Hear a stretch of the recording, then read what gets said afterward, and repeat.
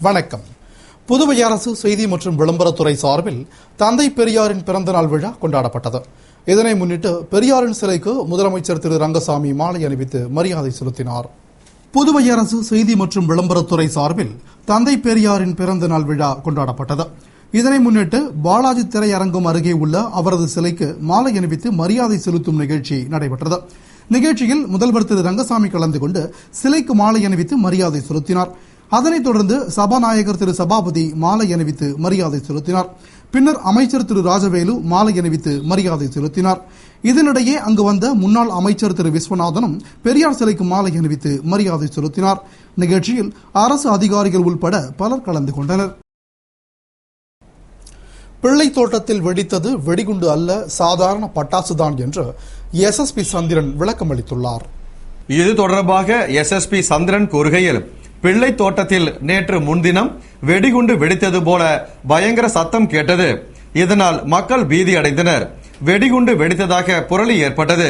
இதுகுறித்து உருளையன்பேட்டை போலீசார் சோதனை செய்து பின்னர் நடத்திய விசாரணையில் லாஸ்பேட்டையை சேர்ந்த சிவகுமாரின் நண்பர் சேகருக்கு பிறந்தநாள் என்று பிள்ளை தோட்டத்தில் உள்ள அங்கன்வாடி கட்டிடத்தில் சிவகுமரன் மற்றும் அவரது நண்பர்கள் 5 பேர் சேகருக்கு வாழ்த்து தெரிவித்து பட்டாசு கொளுத்தினர். அதில் ஒரு பட்டாசு வெடிக்காமல் இருந்தது. அதனை சிவகுமார் காலால் அகற்ற முற்பட்ட போது அது வெடித்து சிவகுமாரின் காலில் காயம் ஏற்பட்டது. தற்பொழுது அவர் மருத்துவமனையில் சிகிச்சை பெற்று வருகிறார் என்றும், இந்த வழக்கு தொடர்பாக ஒருவரை பிடித்து போலீசார் விசாரணை நடத்தி வருகின்றனர். எனவே அங்கு வெடித்தது வெடிகுண்டு அல்ல என்றும் பட்டாசுதான் என்ற அவர், மேலும் கோஷ்டி மோதலில் வெடிகுண்டு வீசப்பட்டதா என்ற கோணத்திலும் போலீசார் விசாரணை நடத்தி வருகிறார்கள் என்று கூறினார்.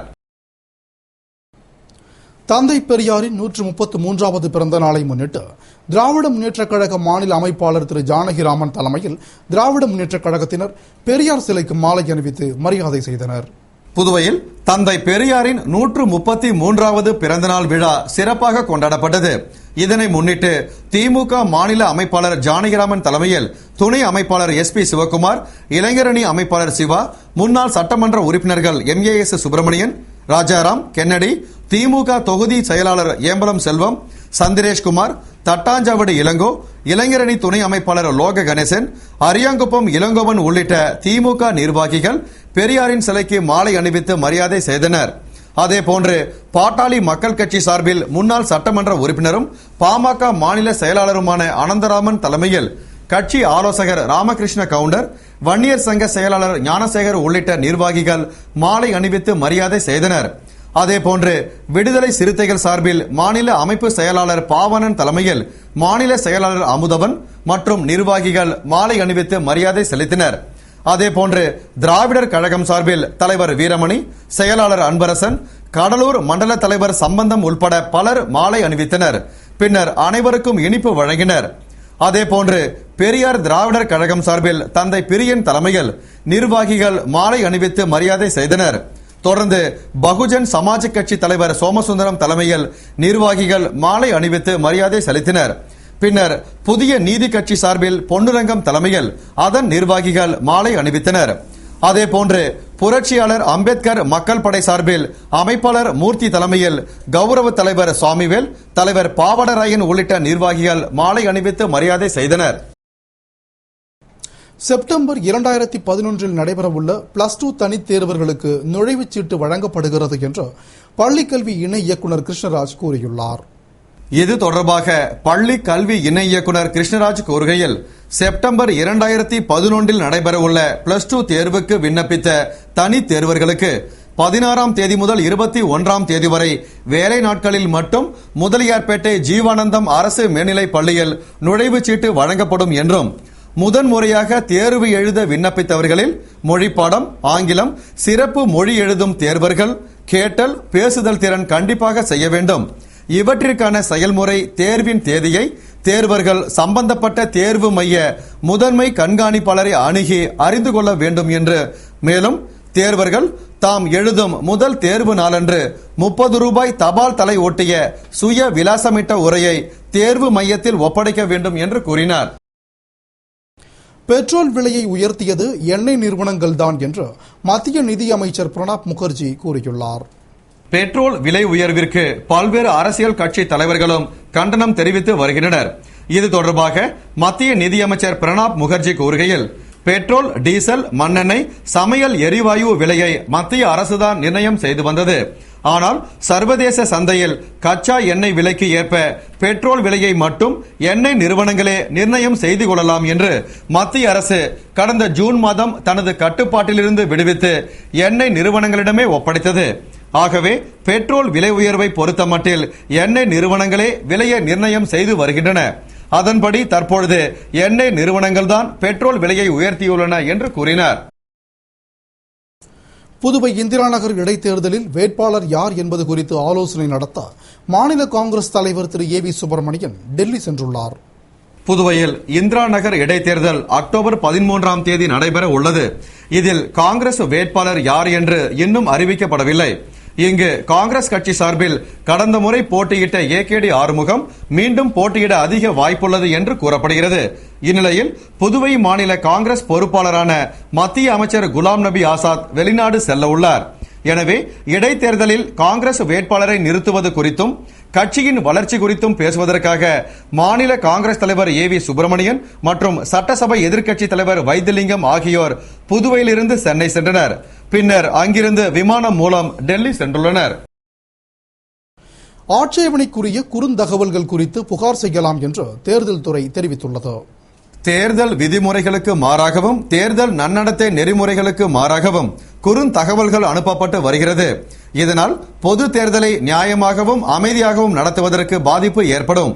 எனவே தேர்தல் விதிமுறைகளுக்கு மாறாக ஆட்சேபனைக்குரிய குறுந்தகவல்கள் குறித்து புகார் செய்யலாம் என்றும், அவ்வாறு புகார்கள் பெறப்பட்டால் காவல்துறையினர் இந்திய தண்டனை சட்டம் மற்றும் தேர்தல் நடத்தை விதிமுறை சட்டம் மற்றும் மக்கள் பிரதிநிதித்துவ சட்டத்தின் கீழ் நடவடிக்கை எடுப்பார்கள் என்றும், மேலும் தேர்தலுக்கு 48 மணி நேரத்திற்கு முன்பு தேர்தல் விளம்பரம் தொடர்பான குறுந்தகவல்கள் அனுப்புவது முற்றிலுமாக தடை செய்யப்பட்டுள்ளது என்று தேர்தல் துறை தெரிவித்துள்ளது.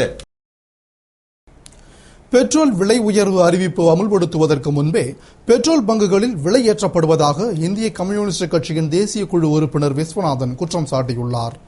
இது தொடர்பாக இந்திய கம்யூனிஸ்ட் கட்சியின் தேசிய குழு உறுப்பினரும் முன்னாள் அமைச்சருமான திரு விஸ்வநாதன் கூறுகையில், விலைவாசி உயர்ந்து மக்கள் பாதிக்கப்பட்டுள்ள நிலையில் மத்திய அரசு பெட்ரோல் விலையை உயர்த்தியிருப்பது கண்டனத்திற்குரியது என்றும், எண்ணெய் நிறுவனங்களின் நிர்வாக முறையை சீர்படுத்தினால் விலை உயர்வை குறைக்க முடியும் என்ற அவர், பெட்ரோல் டீசல் விலை உயரும் என்று தகவல் வந்தவுடன் அறிவிப்பு வரும் முன்பே ஒரு நாள் முன்னதாக புதுவையில் பெட்ரோல் இல்லை என பங்குகளில் கூறிவிடுகின்றனர். பின்னர் விலை உயர்வு அமலுக்கு வந்தவுடன் விற்பனை செய்கின்றனர். எனவே பெட்ரோல் விற்பனை நிலையங்கள் அறிவிப்பு வரும் வரை பழைய விலைக்கு பெட்ரோல் விற்கின்றனரா என்று குடிமைப்பொருள் வழங்கல் துறை அதிகாரி கண்காணிக்க வேண்டும் என்று அவர் கூறினார். வருகின்ற 19ஆம் தேதி முதல் மதுபான கடைகளை இரவு 10 மணிக்குள் மூட வேண்டும் என்று கலால்துறை உத்தரவிட்டுள்ளது. புதுவையில் மதுபான கடைகள் தற்பொழுது இரவு 11 மணி வரை செயல்பட்டு வருகின்றன. இந்நிலையில் இந்திரா நகர் தொகுதி இடைத்தேர்தல் நடைபெற உள்ளதால் இரவு 10 மணிக்குள் மதுபான கடைகளை மூட வேண்டும் என்று கலால்துறை உத்தரவிட்டுள்ளது. இது தொடர்பாக கலால்துறை ஆணையர் கூறுகையில், தேர்தல் நடைபெறுவதை முன்னிட்டு சட்டம் ஒழுங்கினை சரிவர பராமரிப்பதற்காக புதுவை மாவட்டத்திற்கு உட்பட்ட பகுதிகளில் உள்ள கள், சாராய மற்றும் மதுபான கடைகளை வருகின்ற 19ஆம் தேதி முதல் அக்டோபர் 17ஆம் தேதி வரை தினமும் இரவு 10 மணிக்குள் மூட வேண்டும். மேலும் உரிமம் பெற்றிருக்கும் இடத்தை தவிர வேறெந்த இடத்திலும் எந்தவிதமான மது வகைகளை வைத்திருக்கவோ விற்கவோ கூடாது. மீறுபவர்கள் மீது கலால் சட்ட விதிகளின்படி தகுந்த நடவடிக்கை எடுக்கப்படும் என்று கலால்துறை ஆணையர் அன்பழகன் உத்தரவிட்டுள்ளதாக கூறினார். கூட்டணி கட்சிகளின் எதிர்ப்பால் சமையல் கேஸ் சிலிண்டர் விலை உயர்வை மத்திய அரசு தள்ளி வைத்துள்ளது. பெட்ரோல் விலையை இந்த ஆண்டில் மட்டும் லிட்டருக்கு 10 ரூபாய்க்கு மேல் எண்ணெய் நிறுவனங்கள் உயர்த்தியுள்ளன. அதன் தொடர்ச்சியாக சமையல் கேஸ் விலையை உயர்த்த மத்திய அரசு பரிசீலித்து வருகிறது. சமையல் கேஸ் விலையை உயர்த்தவும், கேஸ் சிலிண்டர் வழங்குவதில் ரேஷன் முறை உள்ளிட்ட புதிய கட்டுப்பாடுகளை விதிக்கவும் மத்திய அமைச்சரவை ஆலோசித்து வருகிறது. ஆனால் இதனிடையே மத்திய அரசில் அங்கம் வகிக்கும் பெரிய கூட்டணி கட்சிகளான திரிணாமுல் காங்கிரஸ், திராவிட முன்னேற்றக் கழகம் போன்ற கட்சிகள் கேஸ் விலை உயர்விற்கு கடும் எதிர்ப்பு தெரிவித்துள்ளன. இந்த விலை உயர்வு சாதாரண மக்களை பாதிக்கும் என்று அனைவரும் கருதுவதால் சமையல் கேஸ் சிலிண்டர் விலை உயர்வை மத்திய அரசு தள்ளி வைத்துள்ளது. புதுவை மணக்குள விநாயகர் கோவில் பிரம்மோற்சவத்தை முன்னிட்டு முத்துப்பல்லக்கில் சுவாமி வீதியுலா நடைபெற்றது.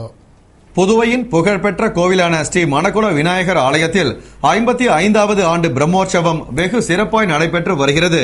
அதன் ஒரு அம்சமாக முத்து பல்லக்கில் சுவாமி வீதியுலா நடந்தது. இதனை முன்னிட்டு முன்னதாக விநாயகருக்கு சிறப்பு அபிஷேகம், அலங்காரம், ஆராதனையுடன் சிறப்பு வழிபாடுகள் நடந்தது. பின்னர் மலர்களாலும் மின் விளக்குகளாலும் ஆடம்பரமாக அலங்கரிக்கப்பட்ட முத்து பல்லக்கில் சுவாமி வீதியுலா நடைபெற்றது. விழாவில் திரளான பக்தர்கள் கலந்து கொண்டு சுவாமி தரிசனம் செய்தனர். விழாவிற்கான ஏற்பாடுகளை ஆரங்காவல் குழுவினர், விழா குழுவினர் மற்றும் பொதுமக்கள் செய்திருந்தனர். இத்துடன் செய்திகள் நிறைவடைந்தன. வணக்கம்.